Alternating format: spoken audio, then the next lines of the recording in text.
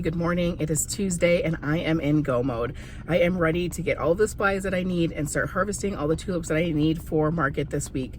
This Sunday is Mother's Day, and so I am preparing to bring a lot more down to the market, and I want them to be jazzed up a little bit because it is a holiday. And yeah, so I am going to head to Target. I'm going to get some tissue paper and hopefully they have some ribbon. If not, then I will swing out to Joann's and get some. I really like the look of Pepper Harrow's ribbon that they put on their jars, for the mason jars that they sell at their farmers market. And then I really love Sarah from Bloom and Gray. She does some tissue paper, so I'm going to do that as well, just because these are premium bouquets this week. This is a holiday because they are going to be giving it as a gift. I want them to be a little bit dressed up, so that's the plan. I'll take you along with me, and then we're going to stop and we're going to do some harvesting in a greenway, and we'll see how that goes. So let's go to Target.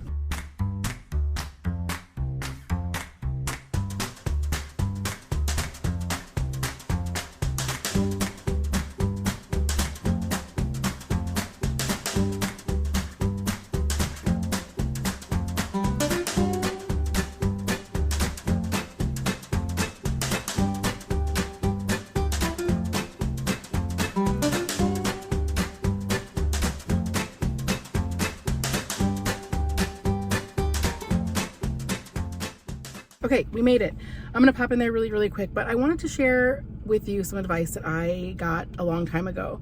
And it was this: if you wanna do something, find one or two or three people that you really admire, who you feel like are doing it right or who resonate with you, and just take their advice and really be minimal on seeking advice from anywhere else. So a lot of times in my videos, you'll hear me mention Pepper Harrow, Jenny Love, and Erin Benzacane. And those are the three people that I just really, they have something about them that I am drawn to, and they have things that I want to do in my own business moving forward. So I really try not to get too caught up in how other people are doing it or how they're doing it differently or all the different ways to do something. I think you can sometimes drown in information. So that's my little bit of advice that I follow, and I constantly keep that in the back of my mind when I'm seeing other growers do something different. You know, of course, it's okay to experiment, and a lot of this is trial and error. Having a good foundation and not really steering from that advice. These are people who have done it for 10, 15, 20 years. They have qualities about their business that I really admire, that I really want to put my own version and my own twist on. I know there are tons and tons and tons of people out there that do an exceptional job in growing flowers and marketing their flowers and selling flowers, and they do well at grocery stores, or they are specialized in weddings, and they're fantastic. But sometimes you just have to narrow it down and cut out all the other noise, because sometimes it can be a giant distraction, or you can just find yourself running in circles because you want to try it this way and this way and this way, and then you really don't develop your own style, and you really don't know what works for you, and you end up spending so much time changing your methods instead of just figuring out a few methods that work and then honing them in. So anyways, let's pop into Target. Let's get a few different colors of paper. Yeah, okay.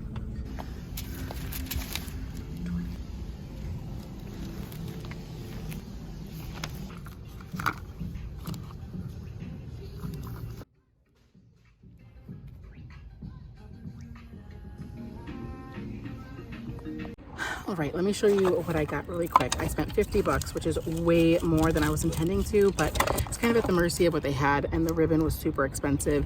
It was $8 for 15 feet. I ended up getting 3 because I'm gonna be doing about 50 mason jars, and I figure like a foot per jar. This was like the best neutral kind of color that they had. So I got some plain white tissue paper. I've got some scalloped like salmon colors, and then I grabbed a couple with pink and purple in it, just because I know some of the tulips are in that color. Okay, that was my neighbor, and she's like, what are you doing here? So I had a chat with her. I showed you the purple, and I showed you the coral, and I got some white, and then also I got 2 of these. So I thought this would add some nice height. I could put mason jars in here and then have some mason jars below, so that there's like kind of a nice display. I think I can fit 6 in here, so that would be cute. Like, I got 2 of these, so 6 in here, and then 12, and then 6, and then another 6 for a total of 24. And that's how many I'm bringing to the market in terms of mason jars. So I think it'll work out beautifully. Sometimes this dollar spot stuff like isn't the greatest quality, but we'll see if it works. Also, on my way here, I spotted a different spot that I can go to. So it's super close to Target and super close to my house, so I don't have to go out of my way the other greenway that I was gonna go harvest some of the honeysuckle from. But I'm like very nervous that someone's gonna say something. I think that I'll just tell them that I'm doing like some invasive species removal work because I'm a terrible person. But I really need to collect at least 4 buckets of honeysuckle or crabapple or I don't know, what else was I looking at? Some choke cherries, lilac. I have lilac at home. Oh, I can do that. Okay, so maybe I'll just get like a bucket. It'll be fine. It's the invasive kind, so they don't need it. It is really invasive work. Oh, I'm convincing myself of this. Okay, let's do that. I've got some honeysuckle left in my yard, and it's just starting to put on some buds, which is really, really pretty. And it actually holds up. If you snip like upwards at the base, it does a really good job, and it looks really good, and it gives that like wild kind of element to the bouquets and just dresses them up a little bit more. So I am just going to probably pull over to the side of the road here. Okay, probably not the best idea. Hopefully I can grow some of my own greens next year, but I was able to get 2 buckets. That gave me high anxiety, and now we're gonna go to the next phase. We are going to, we're gonna dig up tulips. Okay, let's do that. Okay, so pretty much most of this is coming out today, and then if I don't have time to finish that up, I'll leave some and pull it tomorrow, and then a little bit will be left for Friday, Saturday, Sunday at the flower stand. Things like lupin are really starting to pop up, but also all of these weeds, and this is actually where I want to sow some of my other tender annuals. So I'm gonna probably have to mow and then till. So much work, but for now I gotta focus on these guys. Ravishing. Okay, so I've got like peaches, oranges, and purples left. So I'm not gonna really harvest in order. I'm gonna harvest based on like combinations. I don't know what I'm doing. I'm just gonna start pulling stuff. And I should mention, I am intentionally harvesting without the bulb on because I don't want to bring it to the house, and I know that they are going for sale tomorrow. So I'm just going to get them right into a couple of buckets with fresh, clean water. And then when I get up to the house, I will pull some of these lower leaves off and clean anything that gets dirty throughout the digging process.